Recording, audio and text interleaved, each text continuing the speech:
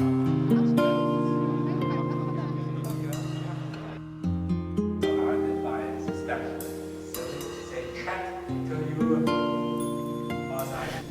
in terms of today's topics, we run seminars and conferences a little bit like this, and one of the topics we looked at was avenues, alleyways and boulevards, and we were trying to, because I come from the UK, and if anyone's been here, has been to the UK, you will have been aware that we are an island, and we sometimes have an island mentality.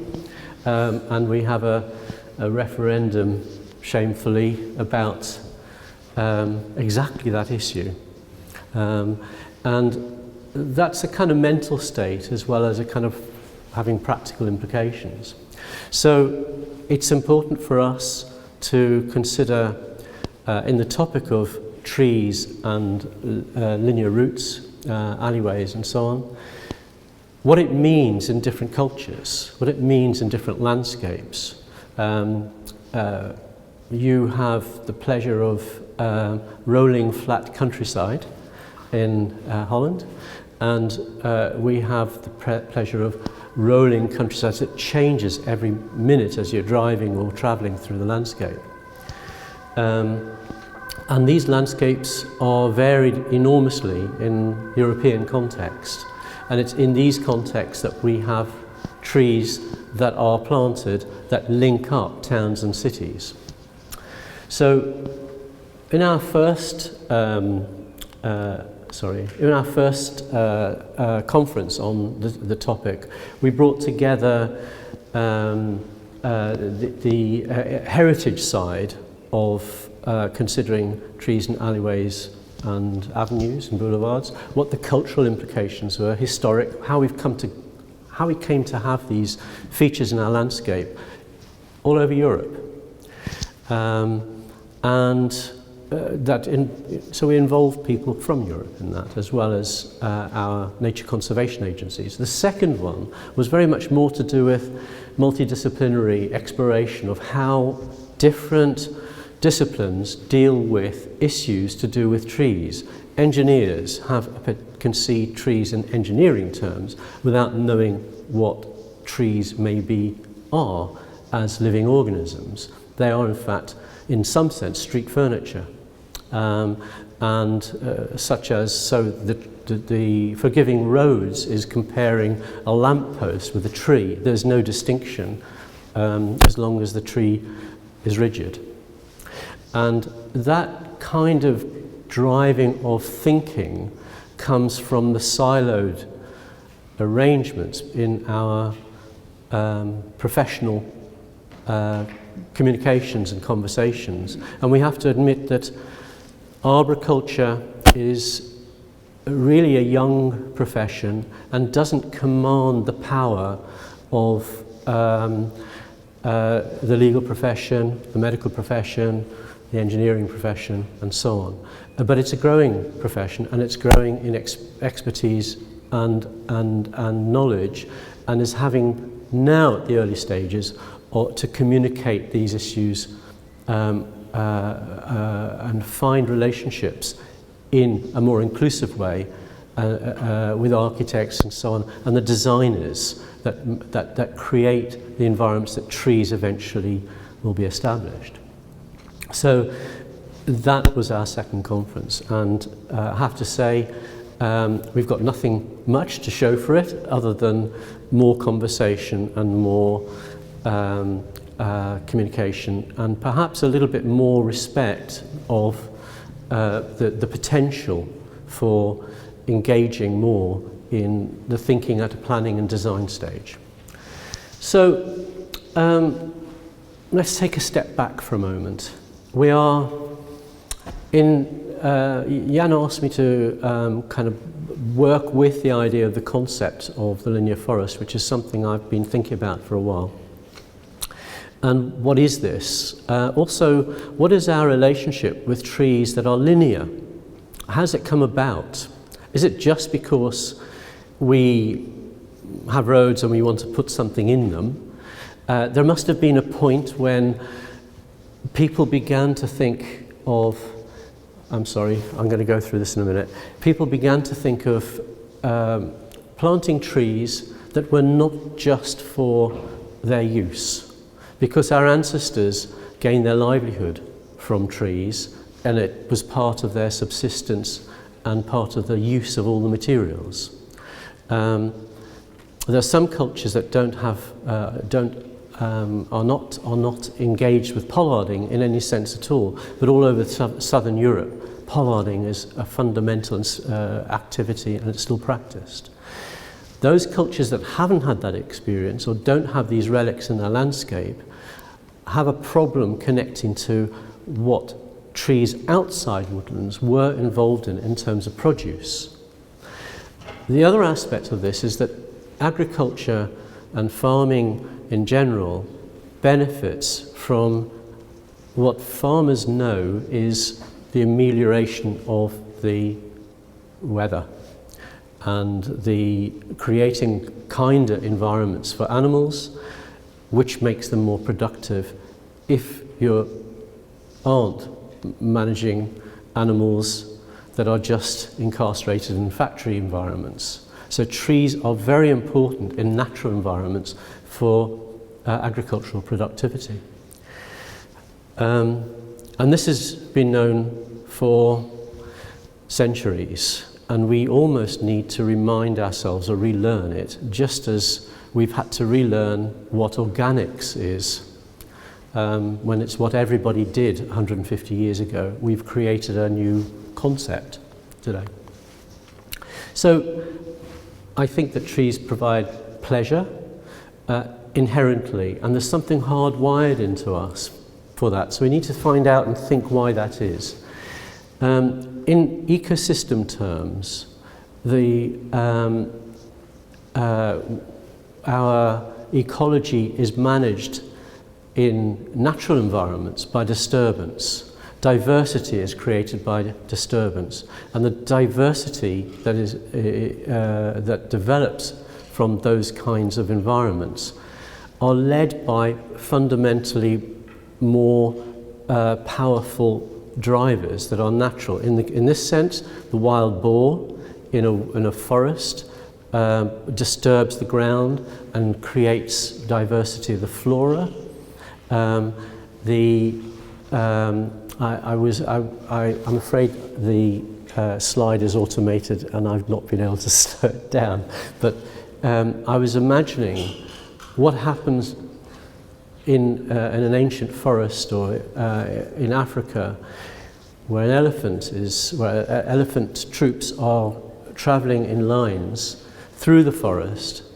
They disturb the ground, they disturb the trees, they create openings, and certain species of trees have co-evolved with the elephant that only it is able to break the seeds by its tusk, and then by ingesting the seeds plants them and ready fertilized, and this has created avenues, tree-lined routes, which our ancestors in Africa will have travelled down because would have been a pathway for them. So somewhere maybe in our evolution we are hardwired to the kind of sense that tree-lined routes offer us. And then if we take a step into the Renaissance period, when human beings began to move past the superstition of pure religion in determining what their lives were concerned with, and moved into, for the first time, perceiving perspective. And the more rational mind in those environments began to plant trees with intention to create that perspective and utilize that sense of order. And that was our early stages of creating the designed gardens with geometrical concepts. I put this image of Compiègne, because I think it resembles what I was imagining an elephant might have created. In this case, Napoleon. And so to come to what is a linear forest, what is this concept?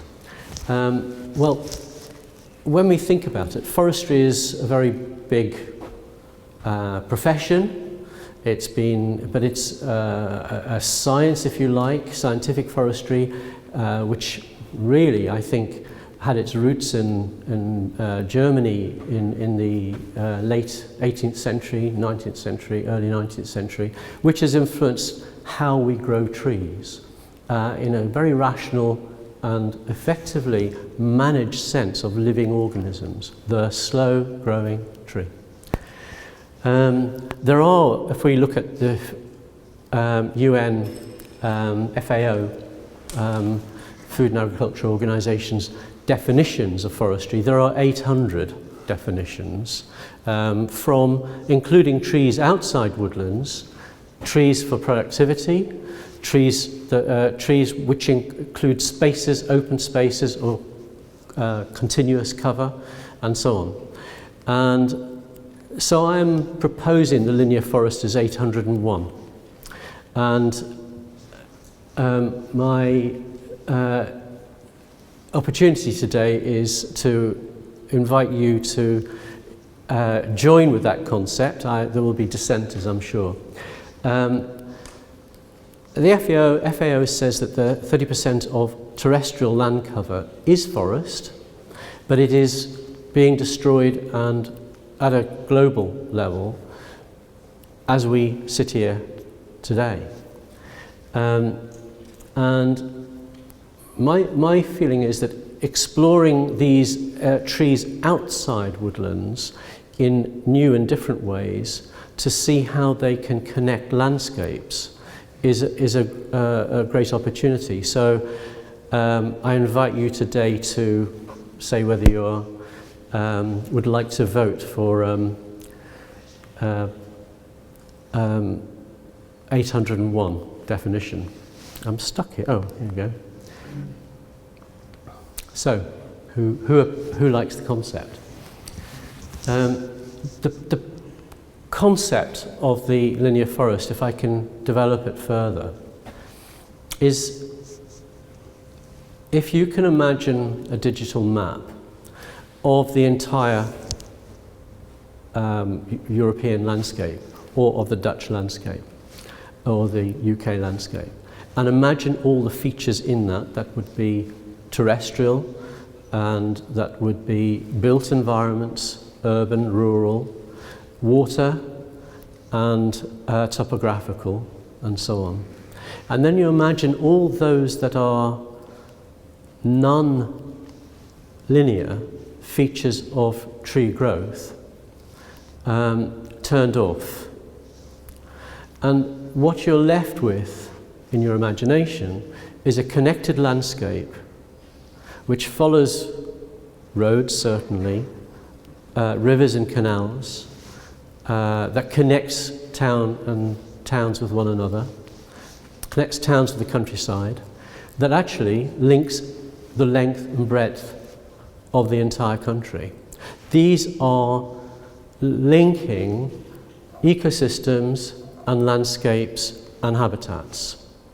So in one sense, the linear forest, it could be said, is the greatest opportunity for tree colonizing organisms to not to be barriered, to disperse and connect and engage. And I think some of the work that's been done for the Roads for Nature in Poland and in Sweden and elsewhere actually goes to prove that this is the case, that the linkage is fundamental to the viability of protected species and all sorts of other species.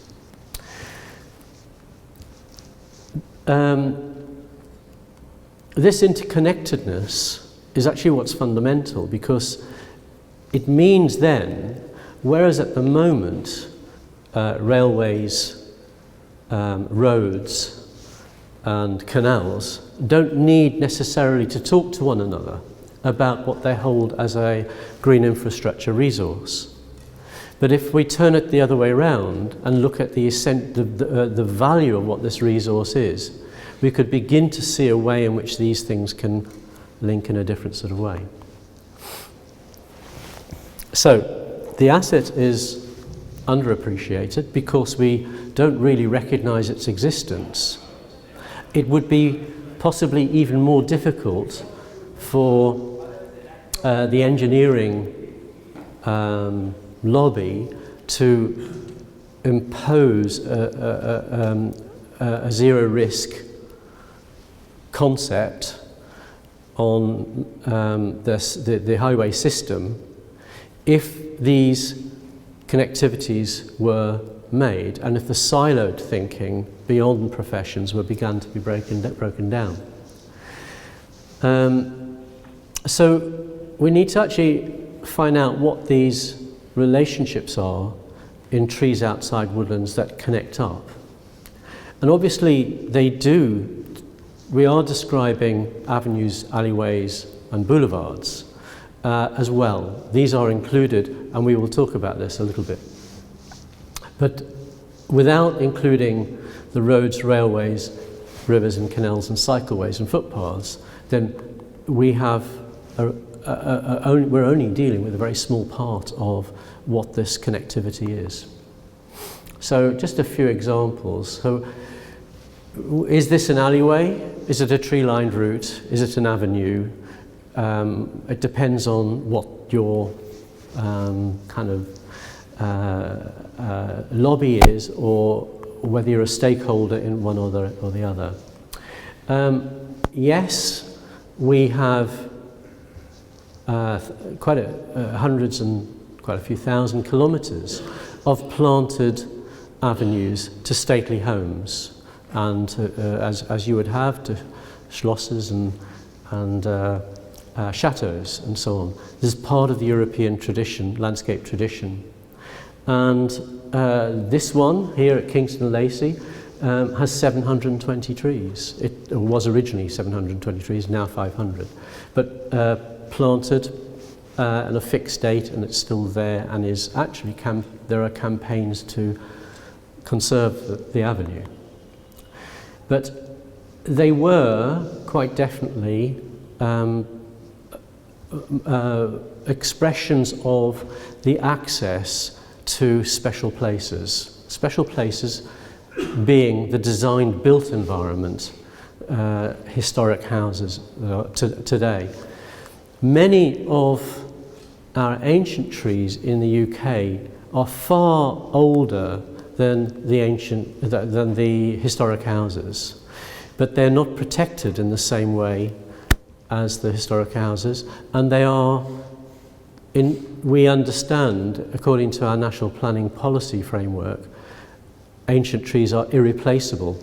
We can't recreate them, whereas we can recreate the built environment, even historic buildings when they're burnt down.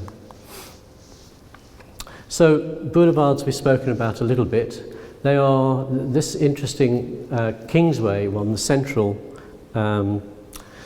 photograph shows an early stage of its planting and how quickly that becomes an effective environment in the city.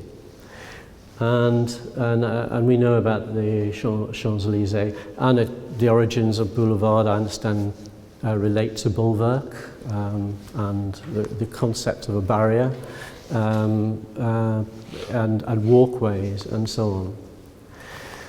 And our urban parks are very richly endowed with avenues as well. And these are accessible to large numbers of people, because half our population now and half the world's population live in cities.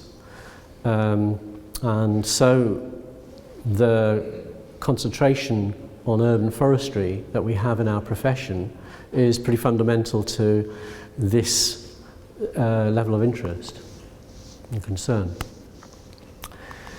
And we in the UK still have a tradition of pollarding urban trees, so we have urban street pollard avenues, and some are new, relatively new, and some are old, and there are always a kind of dilemma about replacing. We are not, I don't believe, going down the zero risk route so far. And we have avenues. This avenue is a little bit older than the one you showed, Katerina, at 1741, but planted in the same way. But this is interesting. This is an avenue in Oxfordshire which has, each side of it is owned by different people. So getting an integrated management policy is tricky. To look at the value in other senses of the linear forest, we're looking at the road network. Now, our road network has a terminology, and these are the high-use roads, strategic road network, and they are high-capacity roads, and they are generally connecting between one another and between urban centres. They are only 2% of the entire road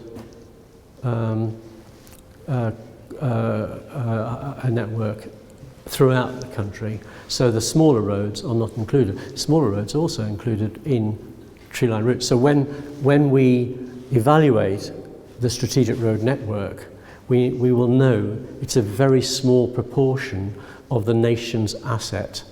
So I go a little bit further now when I talk about the linear forest, because when we talk about, in forestry, the forest estate, we talk about the nation's value held in the forest. That is, wherever it designates forests to be. So I'm considering the idea here, or we are considering, the linear forest estate, and that would include the strategic road network. We also, it's because it is managed and run by engineers, they have the hard estate and the soft estate. The soft estate is all the green parts, and that's actually used by them because it's where the piping and the channels go and the cabling and so on. So it has value to them in engineering terms, but it's also where trees are. And so we know, because it's been evaluated, the soft estate in the strategic road network is 30,000 hectares in extent, and it has 55 million trees. These are evaluated by engineers, so I rely on their numbers, and shrubs. So that's a lot of planting and maintenance and management that is part of that asset that lies adjacent to roads. They recognise that these roads and the trees aligned with the roads have wildlife value, and have begun to plug into the national priorities that are set by biodiversity action plans, and to comply with those. For example, to conserve pollinating insects. So their planting and management schemes take this into account.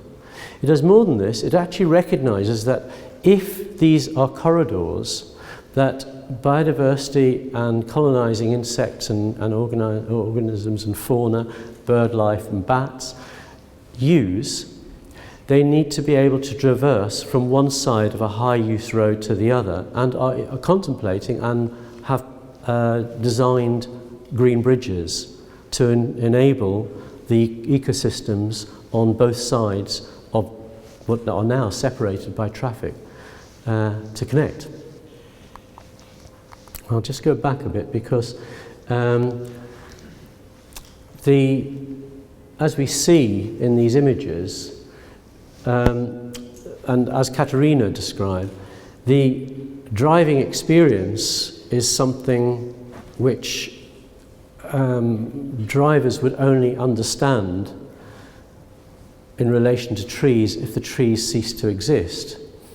And I find it kind of hard to hear that the driving lobby is advancing such a strong case against trees, though I understand it is, when I suspect rather than being killed by cars driving into trees, we are being killed by cars all the time, just it's only slower. We now know that we have something like 30,000 or more cardiopulmonary premature deaths attributable to pollution in the UK. That's avoidable deaths. So, which now we're also recognising that diesel's a problem, and there's quite a debate in the UK about why there's been a tax advantage for diesel use and ownership. And we haven't begun to talk about the dust that comes from the asphalt that's breathed in, or what comes from tyres. None of this, that the killing of us by very slow means is taking place all the time, and due to cars. So the motorway network in the UK has a soft estate, and it's 18,000 hectares, and is linked entirely with UK government's Biodiversity 2020. It is actually thinking along similar lines to the importance of linear connectivity through landscapes, and is actually thinking about how it can connect to those biologically valuable sites of special scientific interest and so on, that pass close to the road network, and how these can be better served. So as I said, the insect pollinator strategy is part of this, and there is a designed management plan with targets to improve the floral diversity and so on, as well as the tree connectivity. So that's the highways. It's a beginning of some nature conservation driven strategic thinking about how this might fit into something which, if we allow it to, could be accommodated within the concept of the linear forest. Then we have Network Rail in the UK, which is the main lines that connect the north to the south, the east to the west, and it has 25,000 trains a day. It carries 1.65 billion passengers a year. It's a vast enterprise. The consequences of getting trees wrong are very high and very costly for the network, and they've invested quite a lot in evaluating those risks and managing them. So it's a high priority for them. And as a consequence of that, you'll see that on the 40,000 hectares, which is much greater, or at least 10% greater than the road network, there are fewer trees. And that's because there has been an attrition, a kind of removal of a large number of the larger of those trees aligning the rail network. The green corridor, or their soft estate, extends 30 metres either side. And the road network, the rail network, passes through every single national park in the UK. So in their consideration of the linear forest potential, and they also presented at our conference, they were talking about how they could make better use of relating these national park entities and the biodiversity value connectivity and corridors with and between sites of special scientific interest, the road network and the national parks. So we call the adjacent land collateral land. It's not owned by the main utility, but it is part of their responsibility and also contains effectively another linear corridor. Those trees that the rail network hasn't cut down, hasn't removed. They remain, but further away. Now, there's been some evaluation. At our most recent conference, the Forestry Commission discussed the UK Forest Agency, discussed their evaluation or attempts to evaluate trees outside woodlands. There have been two main studies of this. One is the National Inventory of Woodland and Trees England, and that was in 2001. And it considers sites that are between 16 and 15 metres in width, narrow sites, in other words, and those that are less than 16 metres. Of those, there's something like 96,000 kilometres in this effectively linear forest. The 2011 survey was found to be very underestimated when it was ground truthed and tested. And so there was a National Forest Inventory which produced its results in 2011, and that showed the discrepancy, the underestimation of the earlier inventory was something in the region of 15 to 30%. So the entire national forest, not the linear forest, the entire national forest is thought to be around 1.3 million hectares in the UK, of which 30% are outside woodlands. Of these, there's a very significant number of area of linear forest. There was Dr. Mark Broadmeadow, who's the climate change specialist in the Forestry Commission, was evaluating the linear canopy of the nation, if you like, the national linear forest, in terms of biodiversity. There is a biodiversity equivalence in euro terms, which has been standardised.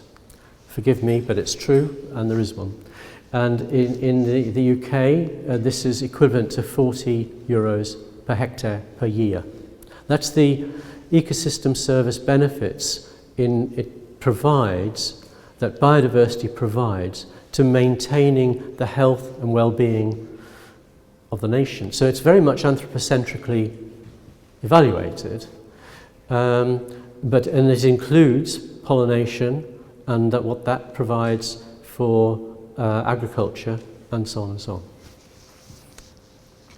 There's also an aesthetic effect. There's a recognition that health and well-being have some intrinsic qualities of benefit, and that the aesthetic effect has a value of 50 euros per hectare per year.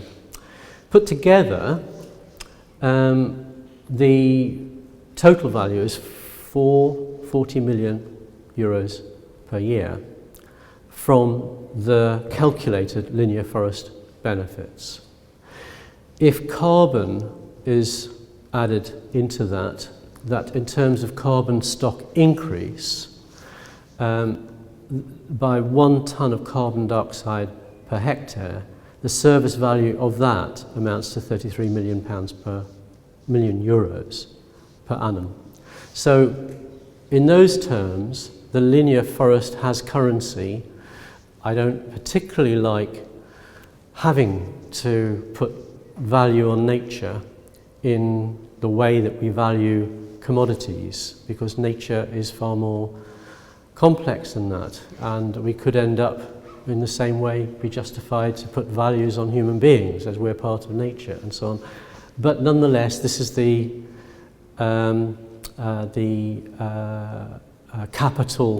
green capital concept. So against these things, we lose, against the values, we lose these corridors overnight, and in painful ways that actually are like death by 1,000 cuts, because what happens in Northumberland and the northeast of England doesn't really provide any news for the rest of the country, unless somebody who's concerned picks up the thing and photographs it and puts it out in the media. And these trees were home to European protected species, so in fact it's a criminal offence, and it's also ignorant. So I'll leave you with this, that we have signed up, well, at least most of the world's nations signed up who were present in the 1992 Earth Summit to decisions on sustainable development. And the concept is of sustainable development. What is sustainability? It is that we meet, this current generation may meet its own needs without jeopardizing the future generations' ability to meet their needs, so that we're not stealing from our future children and grandchildren. This came from the Brundtland Commission and was endorsed by the Rio Summit.